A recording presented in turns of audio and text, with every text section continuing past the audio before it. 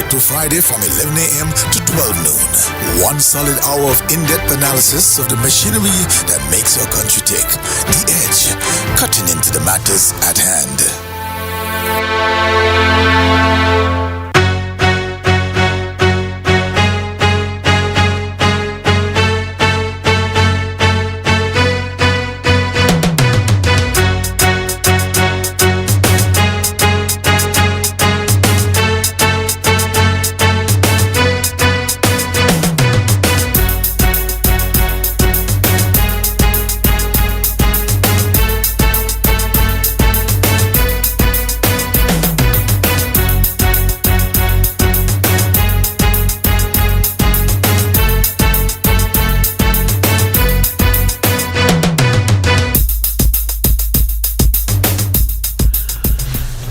Good morning, St. Kitts and Nevis, and welcome to The Edge for Monday, January 20th, 2025. I'm Devonne Cornelius, and thank you so much for joining me on the program for today. This conversation is also being carried live via our social media platforms. You can check us out on our Facebook page at ZIZ Broadcasting Corporation and via YouTube at ZIZ Online. And of course, we are also on Channel 5. When we open the phone lines, you may call us at 465-6120 or 1903. The cell number is 662-8674, and the overseas line is 718-577-2916. Those are the numbers you call to participate in our conversation for today. Let me use this opportunity to extend birthday greetings to those of you who are celebrating today or during the course of the week, and I pray that you have a good and enjoyable birthday. It is always a blessing to celebrate a birthday. I would also like to extend my deepest condolences to those of you who are mourning the loss of a loved one, and I pray that you find comfort in the fond memories that you shared. You are listening to The Edge, and again, thank you so much for joining me on the program for today. I want to look at two major happenings on the international scene that has regional implications or connections, and one, of course, Donald Trump is back, and back with a bang. He is being sworn in as President of the United States of America in what many political commentators have described as a huge political comeback. Nobody saw it coming. Well, at least then. Nobody saw it coming where Donald Trump will be returning as President of the United States. You will agree with me that when he left in 2020, we thought that was the end of his political career. You know, when he left in 2020, many people were like, okay, Donald Trump is done with. We are moving on. We're moving forward with the Democrats, Joe Biden, Kamala Harris. And then even when Kamala Harris was announced as the person to replace Joe Biden, I think people were excited and people really were looking forward to Kamala Harris being president of the United States. But on November 5th, we were all shocked. I could tell you I was shocked. But I've since then looked at the results and looked at some of the issues that were front and center in the U.S. presidential elections. And more I am understanding why Donald Trump has returned as President of the United States. And so as we speak, he is being sworn in as, I believe, the 47th President of the United States. And the next 4 years promises to be, I would say, rather interesting. Again, people did not see it coming. And of course, there are a number of questions that come as it relates to what implications would it have on the Caribbean when you're looking at economic policies, the immigration policy, regional security and diplomacy, broader implications and all of that. I was having a conversation earlier with a work colleague, and I was sharing that two of the major issues for the U.S. elections, U.S. presidential elections, were the economy and immigration. And those two issues took center stage. And being on the ground, speaking with American voters, or voters rather, those were two of the issues that they were most passionate about. The economy, in terms of how are they going to pay their bills, how are they going to provide for their families, how are they going to pay their mortgage, real bread and butter issues. And then we also spoke on the issue of immigration. And I made the point that even here in St. Kitts and Nevis and across the Caribbean region, we speak very passionately about immigration. Recently, I think it was last year, maybe it was early last year or mid last year, we were very passionate with our views as it relates to the free movement of CARICOM nationals. And a number of issues were highlighted, and people have a right to have their concerns and all of that. But the issues were highlighted in terms of what are the implications, what are the pros and cons, what does this mean in terms of job security and sustainability and the economy and all of these things. The very same concerns that we had or have as it relates to the free movement of people throughout the CARICOM, or throughout the Caribbean, are the same issues and concerns that Americans had as it relates to immigration. And so you realize that immigration is a universal issue, but it is different depending on the region, where you are.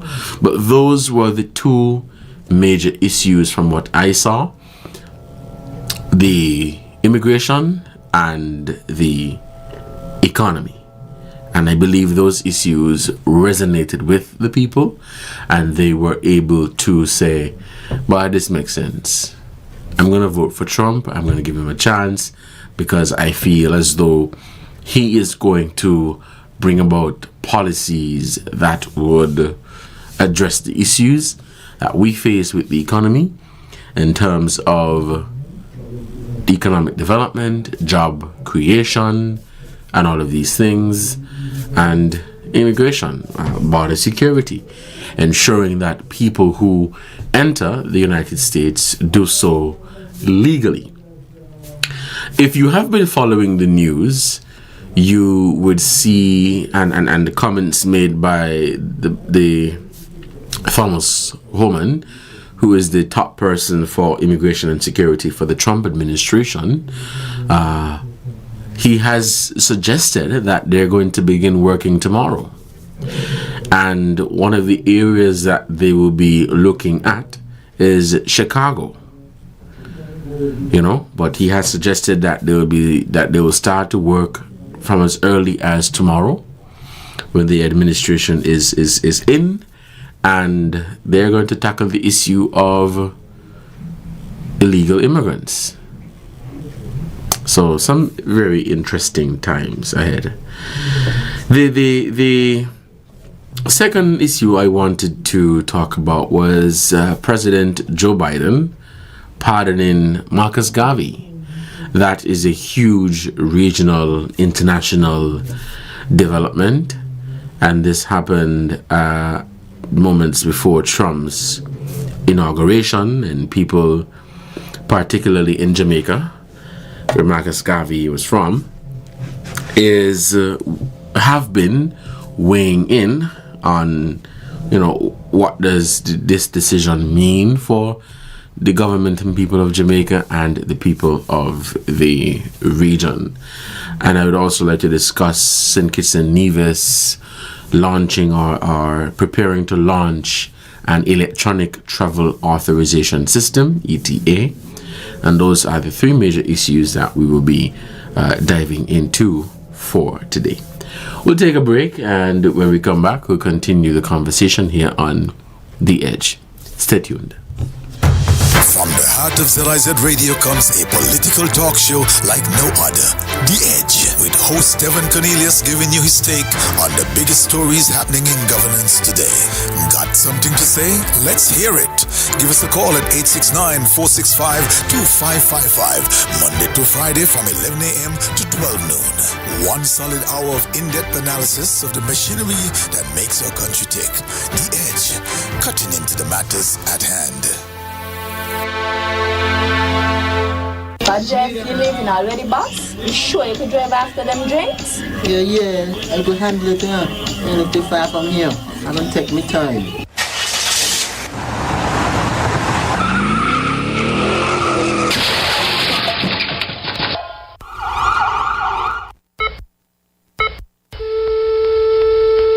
Oh my God!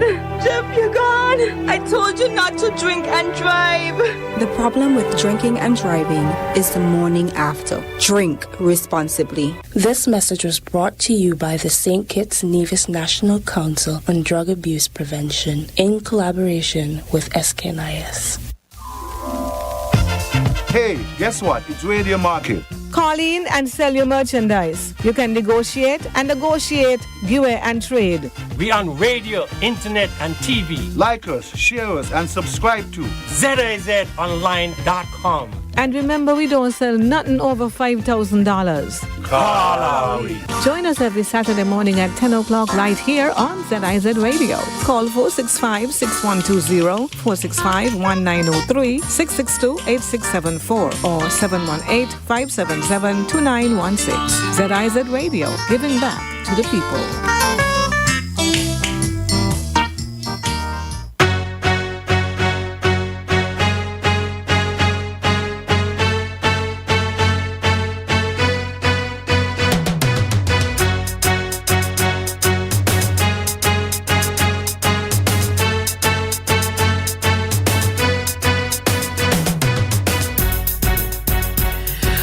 Welcome back into The Edge on ZIZ Radio 96.1 FM. I'm your host, Devonne Cornelius, and thank you for joining me on the program for today. I want to begin with the electronic authorization system here in St. Kitts and Nevis, set to be launched.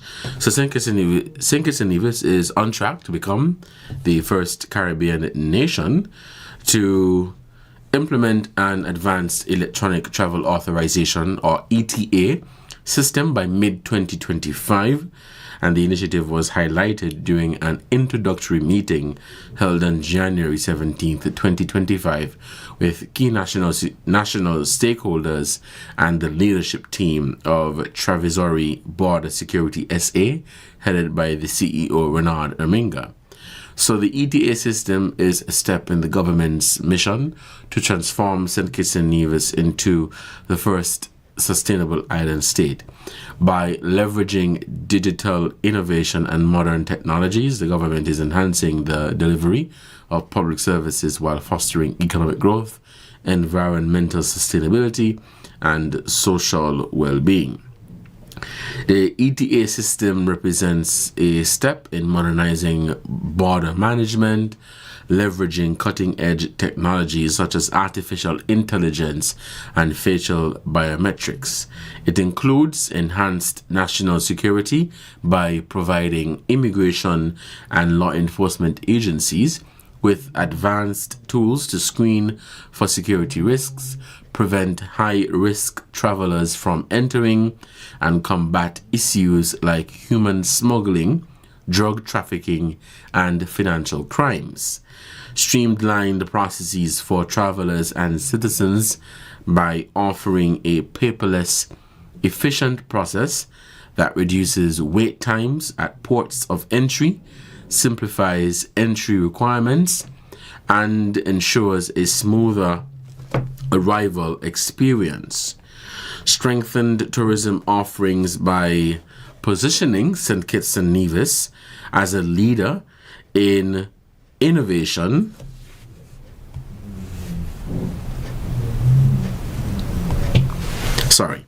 Strengthened tourism offerings by positioning St. Kitts and Nevis as a leader in tourism innovation by improving the visitor experience and showcasing the nation's forward-thinking approach to digital integration. Global compliance by making St. Kitts and Nevis fully compliant with international security standards set by the International Civil Aviation Organization, ICAO, and the United Nations. Now, while ETAs often include a small administrative fee, St. Kitts and Nevis citizens and nationals of the Organization of Eastern Caribbean States, OECS, will be exempt. For other travelers, the ETA fee will be determined and announced well in advance of the system's launch, ensuring transparency and ease of planning for visitors. This is an electronic travel authorization system, quite similar to the one that is being launched, the one that was launched has been launched for the United Kingdom, where people or countries rather that have visa-free access to the United Kingdom, their citizens would be required to fill out an ETA, and the ETA is not to block anyone. So St. Kitts and Nevis has not lost visa-free access to the United Kingdom. I saw that was some misinformation being shared via social media. Countries that have visa-free access are being required to fill out an ETA, an electronic travel authorization form, authorization system, and it is essentially designed for border security to collect more information and to be in line with international best practices. It's 11:16 and we'll open the phone lines and begin taking your calls at 465-6120 or 465-1903. Our cell number is 662-8674 and our overseas line is 718-577-2916. Those are the numbers you call to participate in the conversation for today. Now, St. Kitts and Nevis has expressed gratitude for the posthumous pardon of the Right Excellent Marcus Messiah Garvey. The government and people of St. Kitts and Nevis extend heartfelt gratitude to President Joe Biden for the posthumous pardon of the Right Excellent Marcus Messiah Garvey, as recently announced. This historic decision corrects a long-standing injustice and honors the indelible legacy of a man whose vision and advocacy transformed the lives of countless people across the world, the statement said. Marcus Garvey, a towering figure of Pan-Africanism and a fierce advocate for the empowerment of people of African descent, holds a unique connection to St. Kitts and Nevis. In November 1937, he visited Bastia, St. Kitts and Nevis,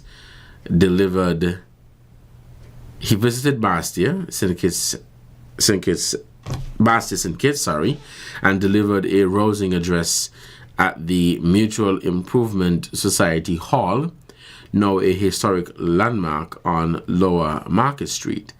His words remain deeply relevant. Quote, "Your country can be no greater than yourselves. It is not God that makes the cities and towns. God gives you the land, but you build the cities. Your St. Kitts and Nevis will be no greater than your mindset." Garvey's teachings continue to inspire and challenge us to embrace self-determination, solidarity, and progress. His contributions to the Caribbean and the global Pan-African movement laid the foundation for the empowerment of black communities worldwide.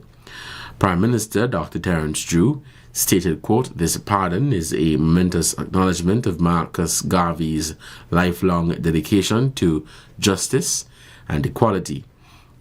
It is a powerful reminder of the importance of addressing historical wrongs and honoring those whose contributions have shaped our collective identity. That is a statement from the government of St. Kitts and Nevis on Marcus Garvey being pardoned by President Joe Biden. The phone lines are open and we are taking your calls 465-6120 or 465-1903. Your take on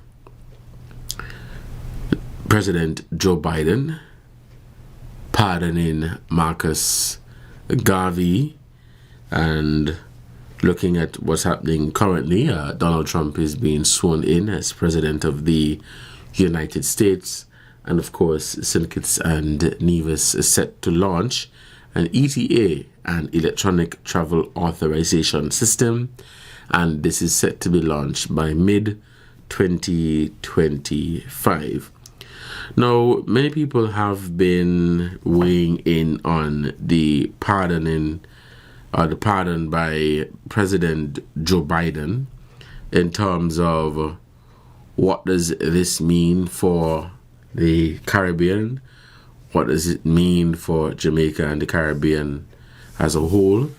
And some of the key points that people looked at was the symbolic importance in terms of what this gesture represents for Black and Caribbean communities. Not just in the Caribbean, but we know we have a large amount of Caribbean nationals residing in the United States and other parts of the world. And so you're looking at the symbolic importance of this pardon, the political context, as the whole issue surrounding Marcus Garvey was seen as injustice, political injustice, and people point blank displaying politics. And so one, the symbolic importance; two, the political context, why Biden made this move and its timing in terms of right now where Donald Trump is set to be sworn in, or is being sworn in right now, and he made the pardon just before the inauguration of Donald Trump. And then you're looking at Garvey's legacy in the Caribbean in terms of his influence on regional identity, self-determination, and Pan-Africanism, and his contributions there. And then you're looking at the future implications in terms of how this might inspire political or social movements across the United States and across the region where he is from. So my question is, what does this pardon mean for our region's history and future, the Caribbean's history and future, and how do we ensure our leaders honor Garvey's vision? So what did this pardon mean for our region's history and future, and how do we ensure our leaders honor Garvey's vision? It is 11:23. If you have no calls, we'll take a break, and when we come back, we'll continue the conversation here on The Edge. Stay tuned. From the heart of ZIZ Radio comes a political talk show like no other. The Edge, with host Devonne Cornelius giving you his take on the biggest stories happening in governance today. Got something to say?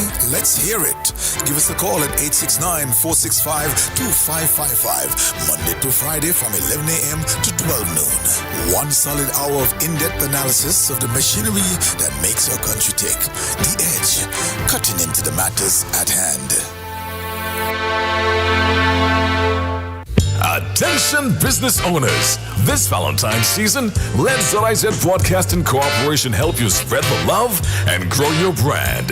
From January 19th to February 14th, take advantage of our exclusive Valentine's advertising package.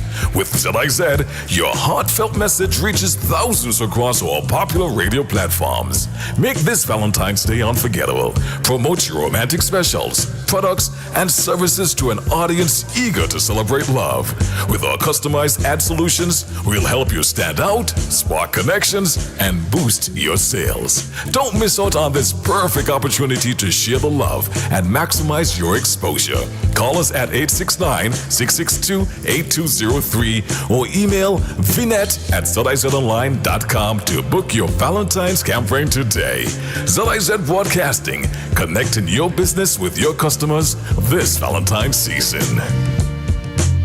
Valentine's advertising specials, January 12th to February 14th. Call 869-662-8203 today. Get ready for Dominica's Carnival, the biggest and realest troupe. Ready for traditional mass. Ready for pageantry. Ready for fete after fete. Get ready for costumes and parades. And exhilarating bouillon music. Yes, baby. January 18th to March 4th. Immerse yourself in the spirit of the real mass. Immerse yourself in the spirit of Dominica's Carnival 2025.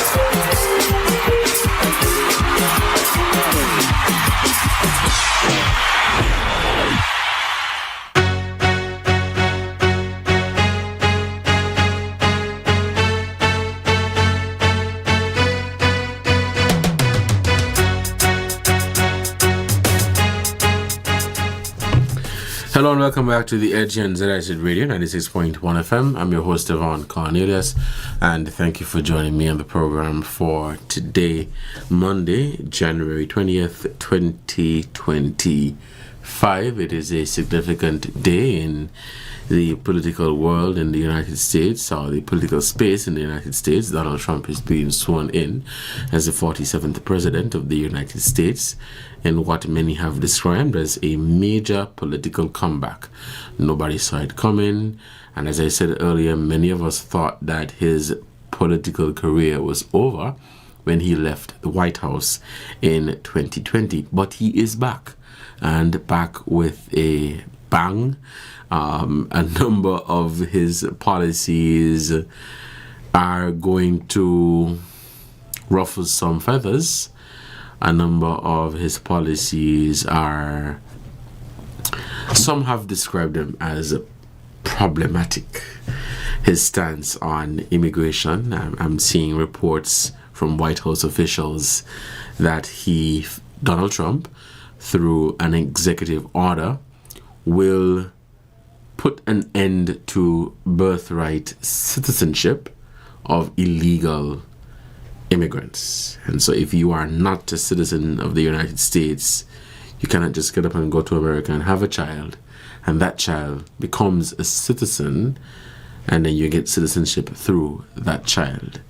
And so, well, they're going to provide more details on that, and of course you'll hear more in the coming days and weeks. But the next couple of months, next 4 years, I would say, promise to be rather interesting with his presidency.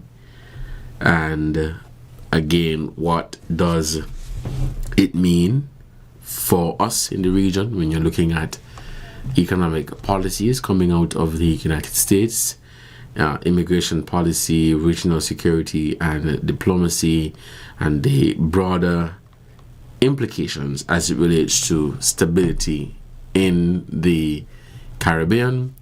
I was making the point that a number of things that take place in the US of A affects us here as small island developing states. And so whoever is president, whoever is running the administration, they are not, no matter which side, there are implications for the Caribbean, and it is something that we must definitely pay attention to. So I'll definitely be following some of his policies and what does it mean for Caribbean people, what does it mean for the Caribbean. When you look at immigration, and there were people who were of the opinion that Donald Trump and his administration should not be as harsh or robust as it relates to immigration, because there are a number of people who reside in America who are illegal immigrants or who are migrants who make a significant contribution to the economy. And the counter argument to that was, we don't have an issue with people coming from other parts of the world to work or make a contribution to America. But what we're saying is you must do so legally.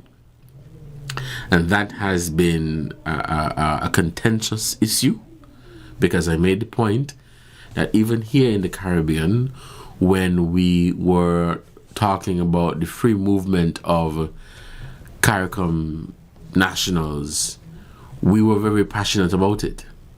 And we had our concerns as to exactly how it is going to work.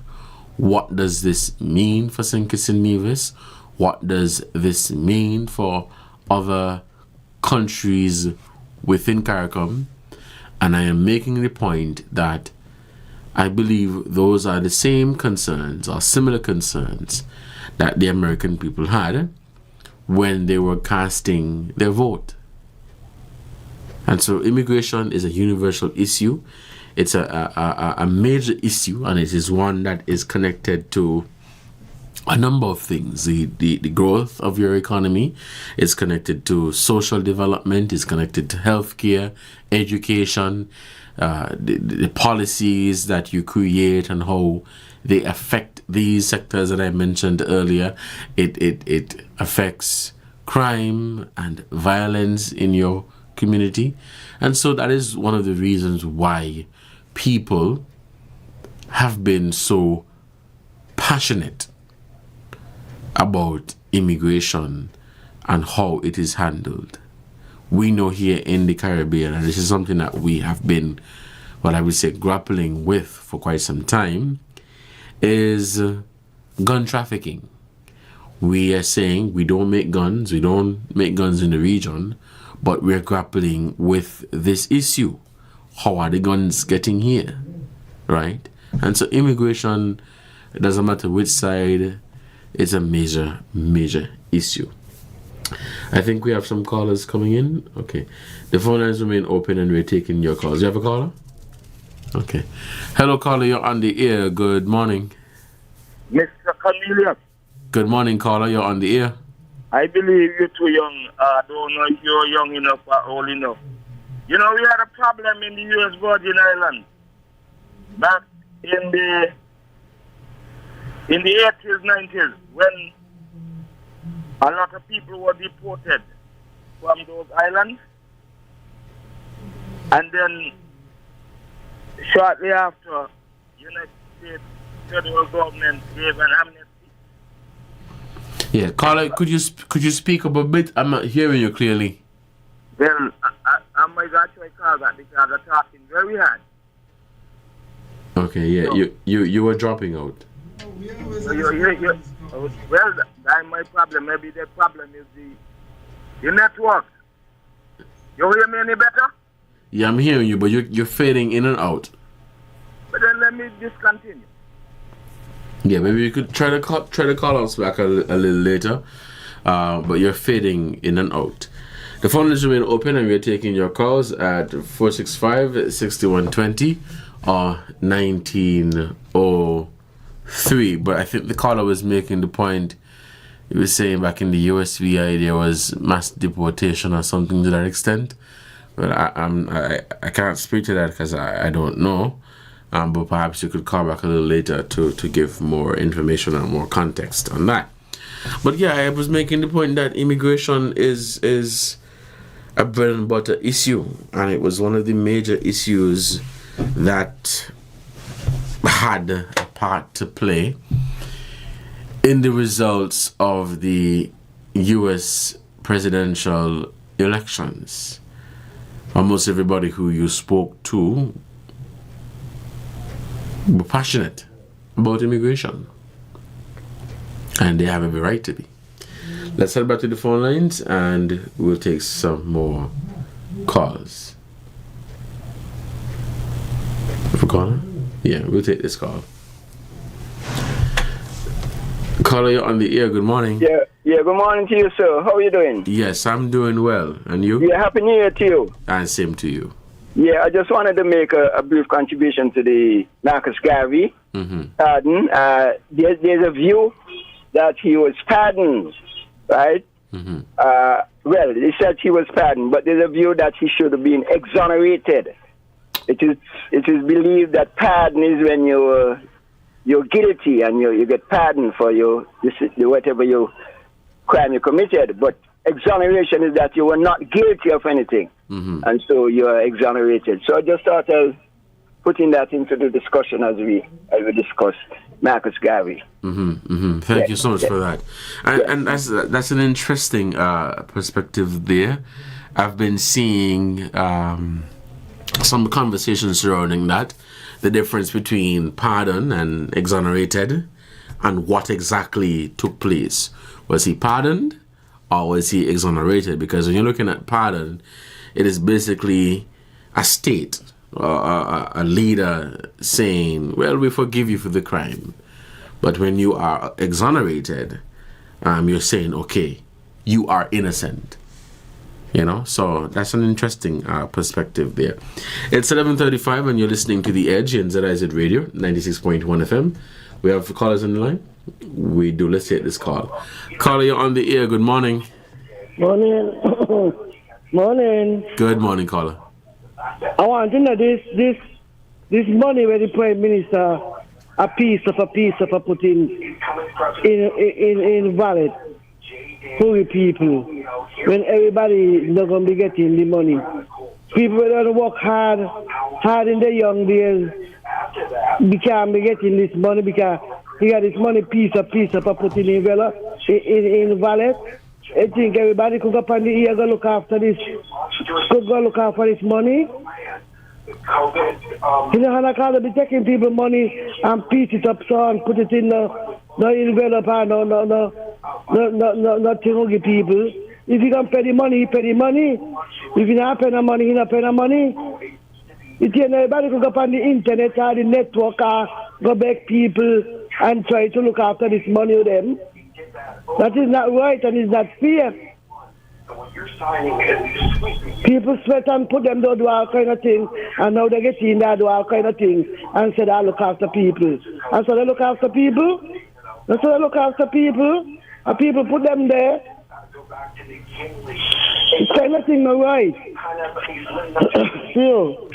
All right, caller, thank you for your contribution to the program. You're listening to The Edge in ZIZ Radio, 96.1 FM. It's 11:37 and the phone lines are open. Call us at 465-6120 or 1903. The cell number is 662-8674 and the overseas line is 718-577-2916. We're looking at the inauguration of Donald Trump and its Caribbean implications, and Marcus Biden pardoning Marcus Garvey. But I've been following that perspective as it relates to pardon and exonerated, because when you look at the meaning of pardon is really a statement of forgiveness from a state, while exoneration is an official declaration that a person is innocent of a crime. So maybe in the U.S. context, they're using it interchangeably, where they're saying, I've pardoned you, so the state has forgiven you, while at the same time you have been exonerated. Perhaps that is the context, because it is being celebrated from CARICOM. St. Kitts and Nevis has issued a statement. Jamaica, I believe, has issued a statement. CARICOM has issued a statement on the posthumous pardon by President Joe Biden. I think he's still the president. Donald Trump has not officially been sworn in as yet. We have some callers on the line, so let's head back to the phone lines and we'll take your calls. Hello, call. Okay, we lost a call there. 11:39, the phone lines are open, and we're taking your calls. 6120 or 1903 465. You're listening to The Edge. If you have no calls, let's take a break, and when we come back, we'll continue the conversation here on The Edge. Stay tuned.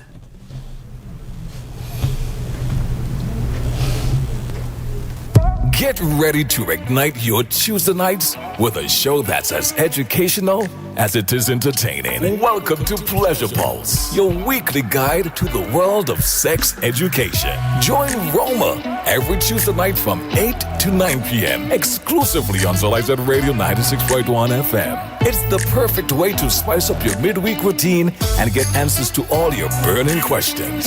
Whether you're looking for relationship advice or curious about the art of intimacy, Roma's got you covered. Pleasure Pulse, every Tuesday night from 8 to 9 p.m. Only on ZIZ Radio 96.1 FM. Don't miss out. Your sex education journey starts this Tuesday with Roma as your guide.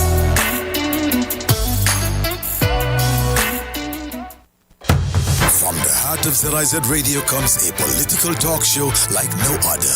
The Edge, with host Devonne Cornelius giving you his take on the biggest stories happening in governance today.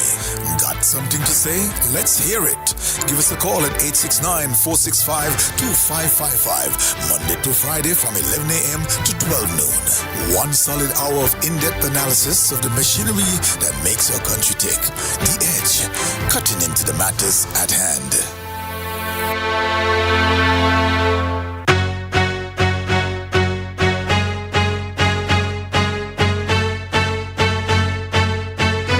Welcome back to The Edge. I believe you have a caller on the line. Caller, you're on the air. Good morning. Good morning. I would like to touch on something that's closer to home right now. Sure. I would like to know why one of our natural habitats, the salt pond at Friars Bay, is being filled in. The salt pond at Friars Bay? Yes, at South Friars is being filled in. Bulldozers are over there, and they're filling in the pond. Okay. Well, I'm now, Ritz-Carlton is supposed to go there, but who gave them permission to start filling in the pond? Our weak planning unit?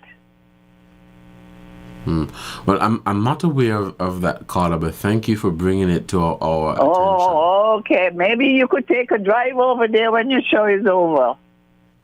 All right. Thank you so much. Thank you very much. You're welcome. Have a wonderful day. It's 11:42. We're taking your calls here on The Edge. 465-6120 or 465-1903. The phone lines are open, and we're taking your calls. Let's take this call. Caller, good morning. Devon, good morning. Yes, good morning. How are you doing? Good morning to the good people of St. Kitts. Lady, the last caller, we allow a man to do what he likes. He run off by the poor people and doing what he likes because the prime ministers them, they like them out. In Africa, they play music and chop us and bring us out here. They like them out. None of them could touch you, Abbott Bradshaw. None of these young boys. They should be ashamed. Devon, that thing where you were just talking about Marcus Garvey. America should be ashamed. Garvey stolen one day, pardon. Garvey no want that. They should be ashamed of themselves. We don't want that. Me, as a African follower of Marcus Garvey, Malcolm X, Haile Selassie, I will never accept that. We want money. That's what we want, Devon. We don't want no white man come telling us about that's how we. I could remember years ago, Garvey was going to America and they treat Garvey like a dog. Take him off a plane and do him as they like. And now today, 2025, they come and talk about the apologizing. We, prime ministers, them are get real. We can root out of you like a bulldozer in the Caribbean. Have a good morning, Devon. This is Yam Young talking. All right. Poor people defender.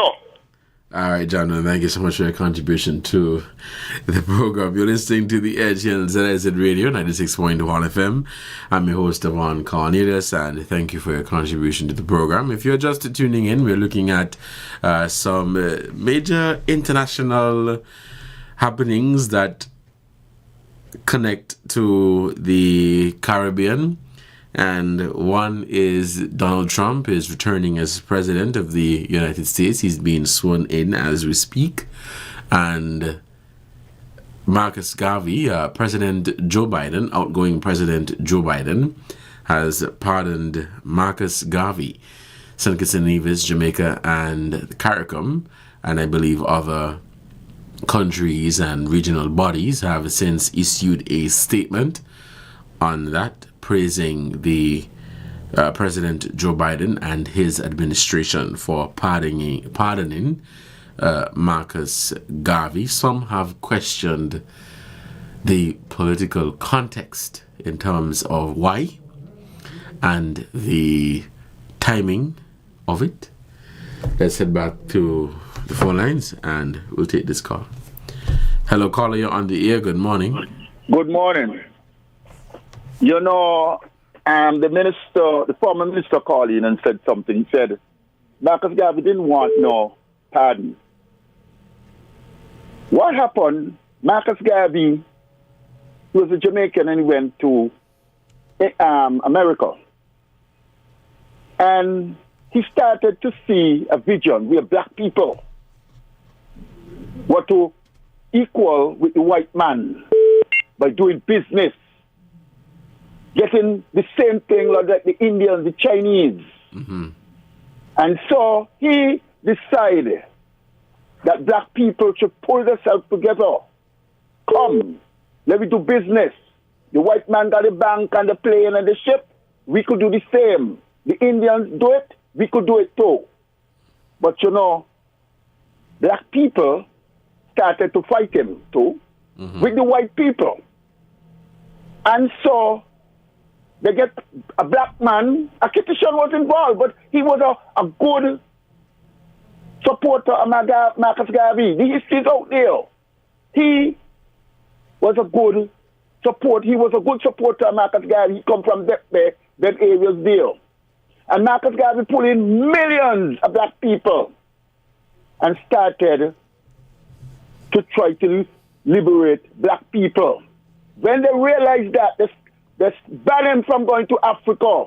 They banned him from going to other black countries because he was spreading the rumor of black people coming together. But you know what they do? Mm-hmm. The white people. I don't blame all white people, but you got some wicked white people out there ready to bring us down. Who take black people and bring them on the side to help them to get what they want. They get a black man, put him in the CIA to help to bring down Marcus Garvey. One of the captain of the ship was involved. And next man, Marcus Garvey, he get into a big fight because Marcus Garvey realized that he was cheating on him and spying on him, a black man. And when the American Hoover, I think it's Hoover did it, when he realized, because the white man, he get the white man to do it, but the white man couldn't go in there because he's all black. Mm-hmm. And so what he did, he now get the henchmen to help to bring on Garvey. Mm. And what they do, they bring the charge Garvey with a charge. But to the end of the case, they say he embezzled money. But to the end of it, they find out the only thing Marcus Garvey take was $40. I hope I'm right. $40. But then they destroy Marcus Garvey's reputation by deporting him back to Jamaica. But you have to blame the Jamaicans too, because when he get back to Jamaica, Jamaica didn't want him. They started to stone him. And so he went to England. England, the same white people who were trying to destroy him. they take him in England, and from there he gets a massive heart attack from worried and stress. All right. So, you see, a lot of us talking, but we don't get to know the history of Marcus Garvey. Marcus Garvey didn't do the Americans anything, but they get frightened because they realize that he was telling them, look, he was telling we black people, look, come together, build your empire like the white man, the Chinese and the Indians, and be great too. But they use some black man to bring him down. All right, and that is the problem of Marcus Garvey ever. Thank you for listening. All right, Colin. Thank you for your contribution to the program. Let's head back to the phone lines and we'll take this call. Caller, you're on the air. Mr. Cornelius, good morning. How are you, sir? Good morning. I'm well, thanks. I'm very happy that you are. All right. First of all, I would like to speak about something that I can at least testify of what's taking place at home. But before I do, I must admit what the man said in closing. A is another term to use is group and divide. That's still being used, group and divide. However, what I see that I observe taking place right now, an effort was made before. A hotel should have been built in South Friars. They saw from a hurricane disaster had made the engineers and everyone else an architect to change their mind. Today, they are filling in the pond. They are destroying our natural habitat. So many variety of birds, species, of course, of other things around there are going to be destroyed. What else are they going to do? Mankind, what else? Are we willing to destroy ourselves? Then, what purpose are we being brought here for? That we don't know. But the Lord has every one of us here for a purpose. Not to destroy our environment. There's going to be disaster. The truth is, they're not understanding what's taking place. Somebody needs to geographically understand, of that trade winds of the Atlantic and the water comes up the hillside. A lot of things going to happen around this place. Don't care how good they are, what they do, what education and degree they have. Remember Port Dante was built before and a hurricane came and destroyed the port, the first port, cruise port? Because it had it east and west. That is to showcase, like a show window of a store, what it is at shore, those who are on ship and those who are shore to see people along that gangway or the deck of the ship. These things are supposed to be considered. Definitely somebody is losing their mind. What also is taking place in a residential area is a commercial business being built there, and we have the physical cooperation and the planning department knows these things. Who are the people on this committee to be building a commercial development in a residential area? Let me say one thing, one last note. A former prime minister of this federation house was built in a certain area. A roof of a building that belongs to somebody was blocking the view for the airport. They make him cut off the roof. But now you're telling me they're letting them build a commercial development in a residential area? Really? Mr. Cornelius, somebody need to wake up if they haven't been awake as yet. Not necessarily smell the coffee, but look at what they're doing, which is going to be a disaster. We want development, but like that, sorry, it may benefit all of us. Many of us will benefit from it. But in the long run, what's going to take place is going to be disastrous. Mr. Cornelius, they had a ship, they call it unsinkable, it went down. It isn't every foundation is solid and firm, There's a God Almighty we serve. When he don't want enough of it that we couldn't bear and deal with, he destroys. All right. The Lord destroys because things are not supposed to be what people think it is by their choice. People making compromise for convenience for other people's development. Mr. Cornelius, you have a good day. Thanks for listening. You too. Goodbye. Thank you so much for your contribution to the program. Let's take this call. Caller, you're on the air. Good morning. Good morning, Mr. Cornelius. Good morning. How are you? Oh, I'm not doing too bad for my age. All right. And good morning to the listeners home and abroad. Carl Brown here. Mr. Cornelius, when Marcus Garvey came here in 1937 and he entered Bastille and gave those speeches, wasn't that around the same time when the Buckley's riot was, when the Buckley's demonstration was being offered? I was looking at the timing of it, right? And I believe so, but let me just back check. But yeah, go ahead and make your point. What I am interested in, and I'm sure a lot of other people might have been thinking the same thing that I am now putting forward on the airways, was that couple of months, couple of weeks before or after? And then again... So, sorry, not to cut you off, the Buckley's uprising was 1935. And he came to St. Kitts, according to records, in 1937. So that was 2 years after the Buckley's uprising. Yeah. Yeah, okay. Very interesting. I hope he had something to say on that, because by then he would have been spreading throughout the Caribbean and the world. The other thing is, I am still asking and requesting of the government and whatever department is responsible for this wallet 250 thing, why is it that pensioners who have made the contribution cannot receive any of this money? I am one of the pensioners then, and I am asking why, because we have made our contribution to the country and the federation and the world over. And why is it that the federation is giving some support and pensioners are excluded? Why? What is the reason why we are excluded? Because our pension is one steady thing, right? And our pension, most of us pension are very small. You hear me tell you mine is about $1,100. And which way in think it's in 2025 $1,100 could sustain me? Right? So I am asking them to come on the airways and give us pensioners why the reason why we cannot get any of that 250. The other thing is, concerning that same 250, do you know last week that several persons applied for the 250, got it showed up on in front of their face, and then it was pulled back? And there is no explanation. You said what? They say you must apply for the 250. When you apply, go in all the apps and so, it will show, they say show up.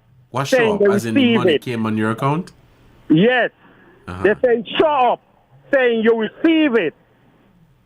And in a couple of minutes, a couple of hours, it was pulled back by the ministry or the whatever, whoever is sending this money to the people. So you spoke to people who said that? Yes, over the weekend. They said they apply and they get it quickly, and then it was pulled back quickly. One lady told me they sent her $500. They sent it twice, and they pulled back the two. They didn't even take back one. They pulled back the two, and there is no reason. Up to now, people saying they are still waiting to know why the 250 was pulled back from them without, they didn't even type, send a message, nothing, say, a mistake, or we having, malfunction, something, we'll get back to you. Nothing at all. All right. Well, I haven't, thank you for sharing that. I haven't received any of those reports. I can only assume that it was a technical or digital glitch or something. That happened Thursday, Friday. Okay. On Thursday, Friday last week, that happened to a number of persons. And I know they are listening, and I know they know, because they will see it right here in front of them who they pull it back from. All right, Carla. We're out of time, and thank you so much. Thank you so much for your contribution to the program. It's 11:59, and you've been listening to The Edge here on ZIZ Radio 96.1 FM. Until next time, you guys stay safe and continue to enjoy the rest of your Monday. Don't drink and drive. Don't text and drive. Have a good one. Goodbye.